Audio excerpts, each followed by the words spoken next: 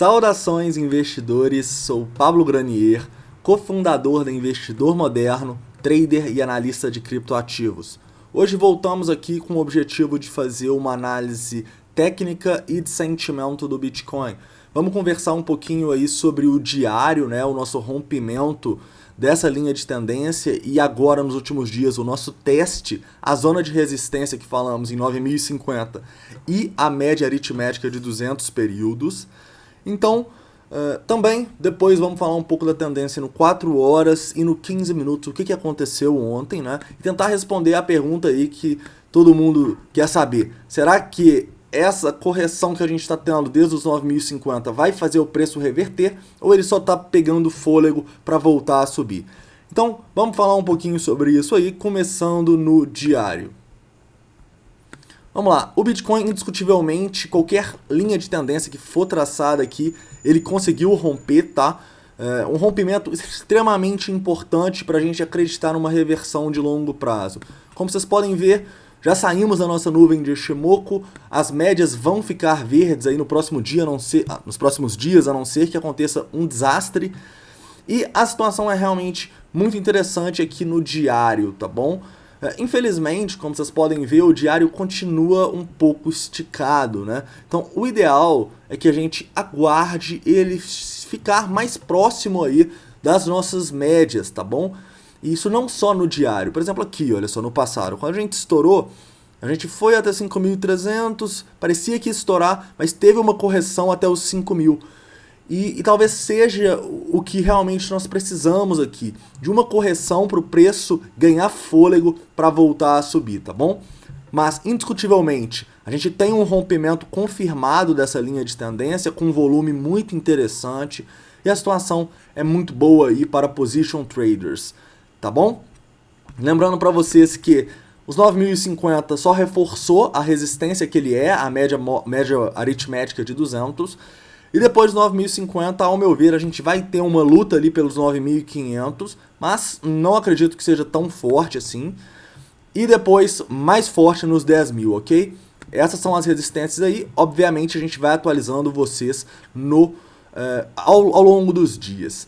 Continuando, os suportes. Os suportes, indiscutivelmente, nós estamos brigando agora para ver se a região dos 8.700 até os 8.600 vai se transformar num suporte para o preço ou não. É isso que a gente vai tentar responder nos 15 minutos, ok? Depois a gente tem o maior suporte aqui do Bitcoin, que é onde eu realmente gostaria de ver ele voltando para pegar fôlego e voltar a subir. A região dos 8.300 até a região dos 7.900. Essa região aqui para mim seria o ideal, o Bitcoin vir aqui fazer um reteste nessa região para voltar a subir.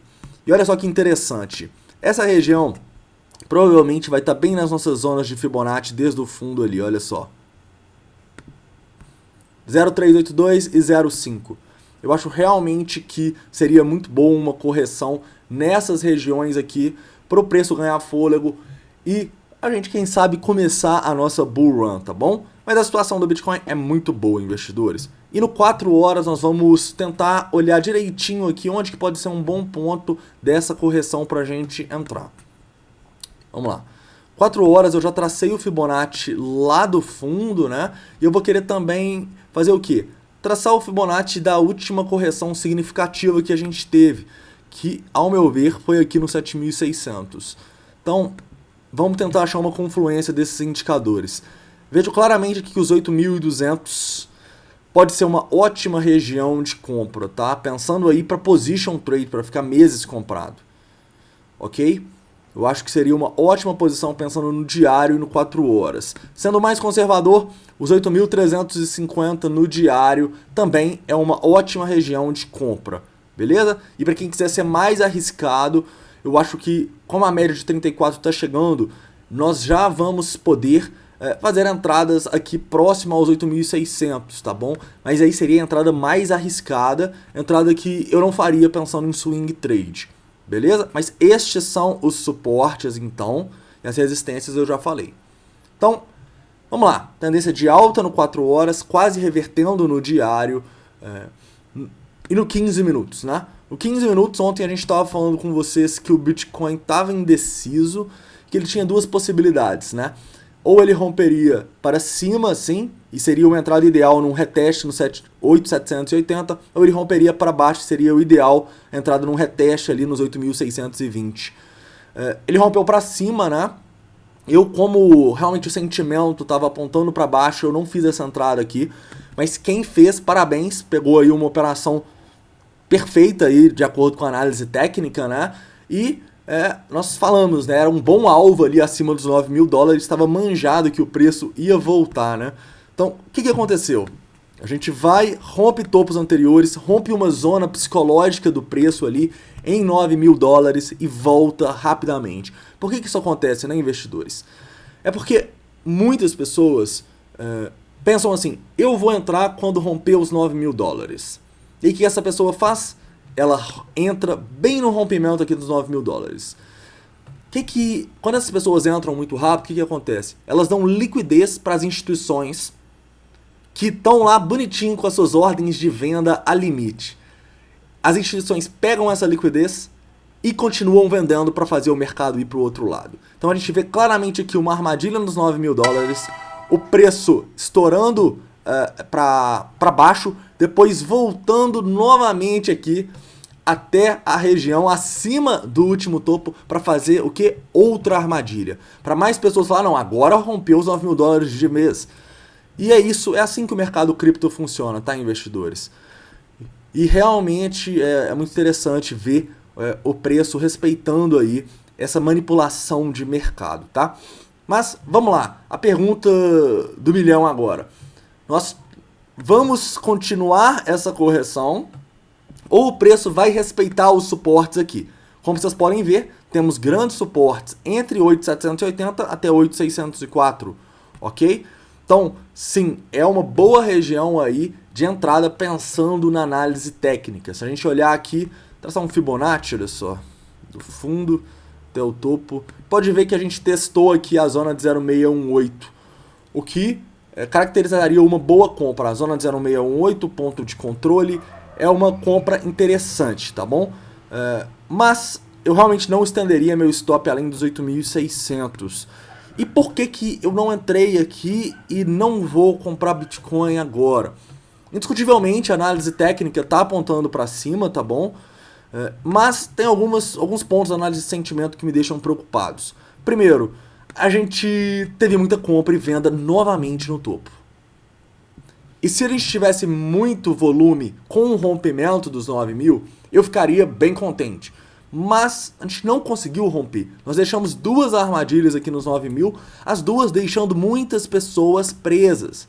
Então, isso não é bom. Isso não é bom pensando aí numa tendência de alta. Por isso que isso me faz ser um pouco mais conservador aí. Eu continuo na minha posição aí com 70% comprado e vou aguardar um pouquinho mais para ver. Porém, não vou abrir posições de long no momento porque tá arriscado. Continuando a nossa análise de sentimento aqui, só corroborando porque tá um pouco arriscado da gente entrar, nós podemos ver que, olha só, primeiramente a gente teve muita compra no topo, bem no topo, e depois a gente teve muita venda.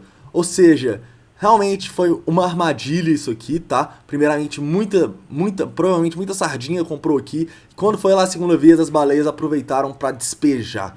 Então, realmente para mim faz sentido acreditar que o sentimento não tá muito legal, beleza? A gente pode ver aqui, por exemplo, o funding, que continua bem alto, né? Olha só, a gente tá... Deixa eu carregar aqui só um minuto.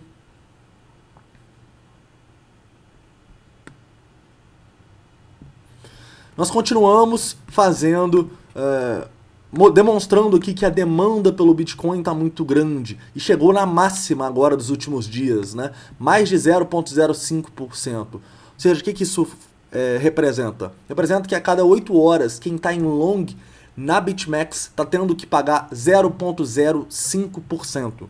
Ou seja, 0,15 ao dia para você se manter em long.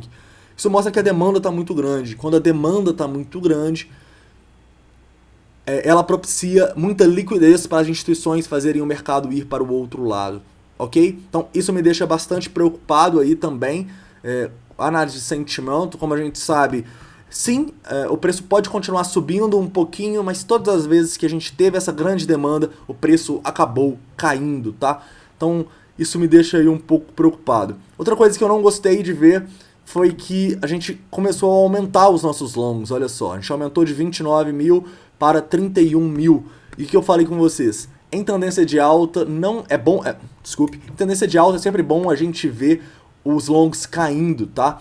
Nunca os longs subindo, ok? Então, ao meu ver, isso é um mau sinal também quando a gente tem um long spike no topo assim, que pode estar chegando o momento da correção.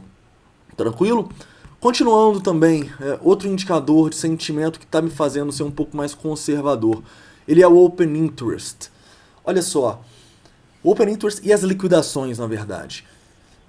Olha que interessante, quando a gente estava subindo aqui, o Open Interest também estava subindo, vocês conseguem enxergar? E olha só onde que ele cai, bem no topo, né? Bem lá no teste dos 9 mil dólares. E a gente teve uma queda de 887 para 870 na hora que rompeu os 9 mil.